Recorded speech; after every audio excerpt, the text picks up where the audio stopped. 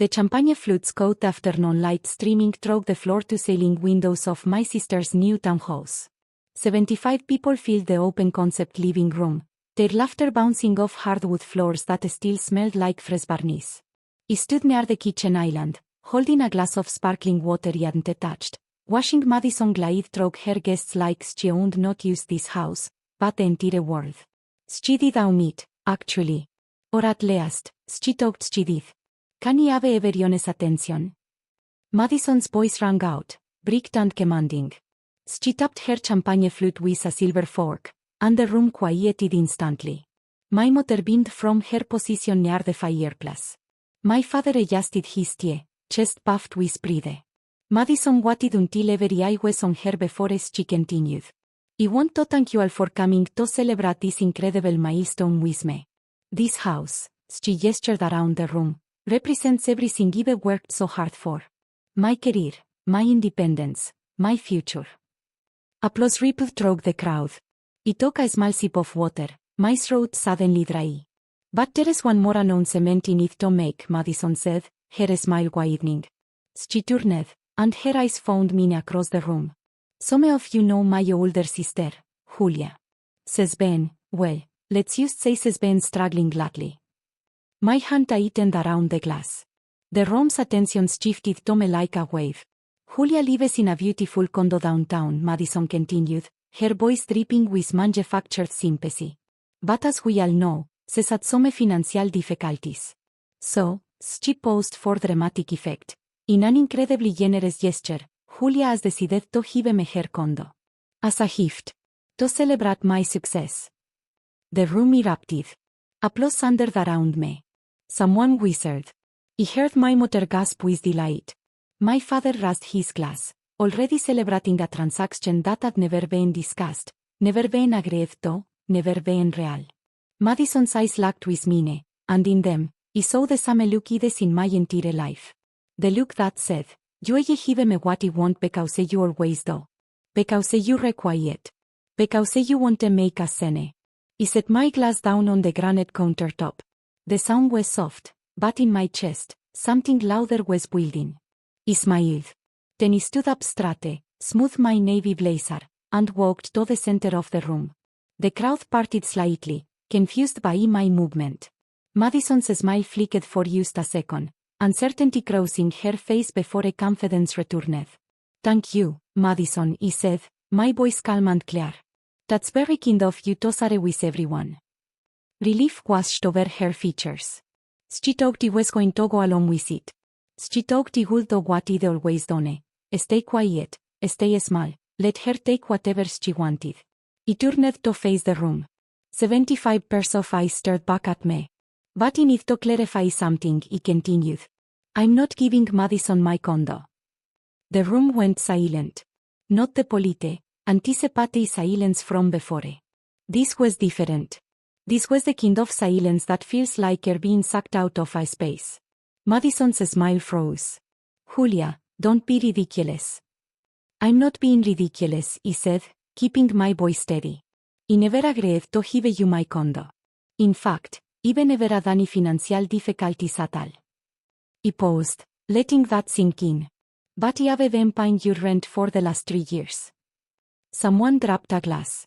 It shattered against the hardwood floor, the sound sharp and final. That's a lie, Madison said, but her voice cracked. The color was already starting to drain from her face. Is it? I reached into my bag and pulled out a folder. Not a dramatic slam onto a table, just a quiet, deliberate placement on the kitchen island behind me. I have every bank statement. Every transfer.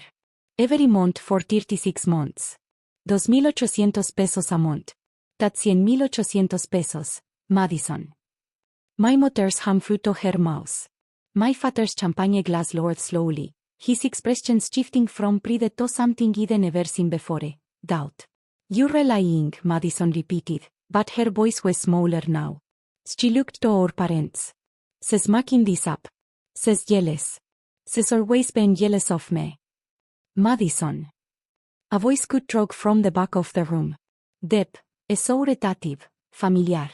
Everyone turned. A man in his 50s stepped forward, his tailored suit immaculate, his expression unreadable. I recognized him immediately. Robert Chen, senior partner at Chen y Associates. Madison's new boss at the lab firms she they used joined 3 weeks ago. Madison's face went white. Mr. Chen, she stammered. I didn't realize you. I know Julia quite well, I said, his voice matured. I walked forward until I stood a few feet from both of us. Says the senior financial analyst at Chen y Associates. Has been for 5 years.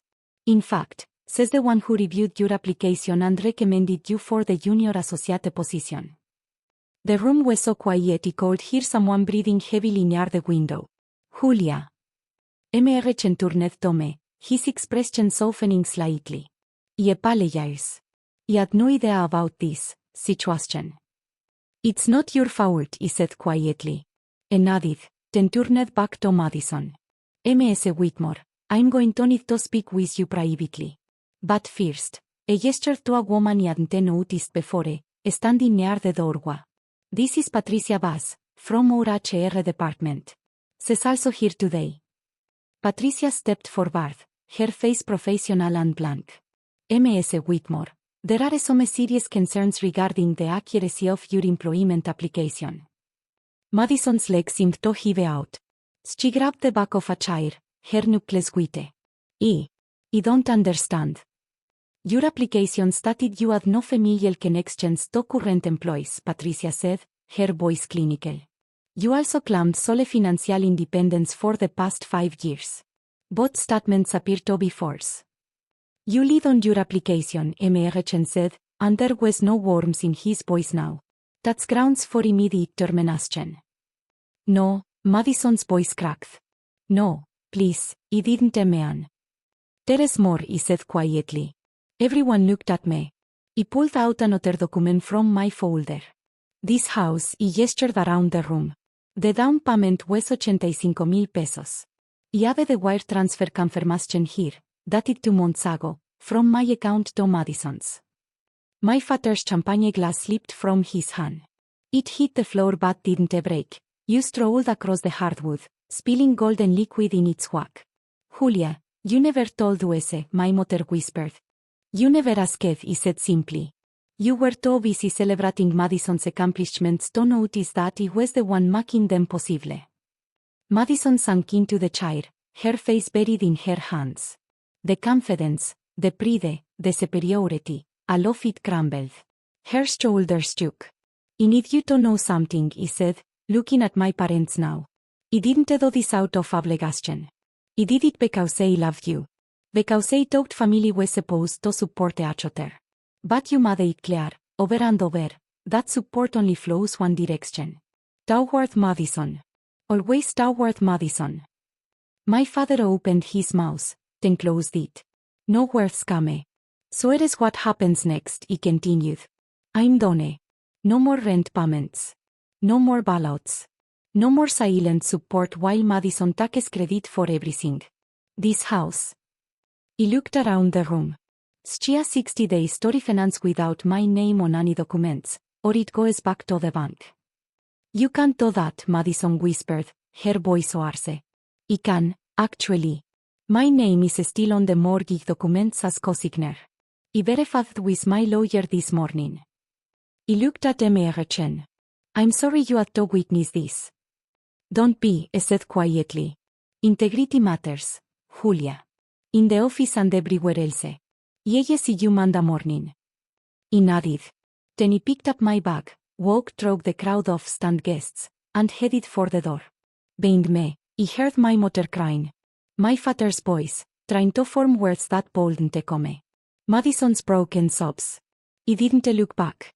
2 months later, he stood in my condo, looking out at the city skyline. The sun was setting, painting everything gold and orange. My phone sat face down on the counter. 3 missed calls from Madison. 12 from my mother. He hadn't answered any of them. The quiet felt good. Not empty, peaceful. Madison had lost her hope. The house went back to the bank. She moved in with our parents, and according to mutual friends, the dynamic had shifted. They finally saw her for who she was, or at least, who she had become. I didn't feel triumphant. I didn't feel victorious. I just felt free. Freedom, earned, chosen, undeniable. The truth is, you don't owe anyone a smaller version of yourself, you to keep the peace. Real of ente demand your silence. Ito ente run you dry and then ask for more. And sometimes, the loudest statement you can make isn't the ice cream. It's the sound of your own footsteps walking away. If you've ever been the one holding your family together while they tore you apart, tell me, where are you listening from, and what line did you finally have to draw?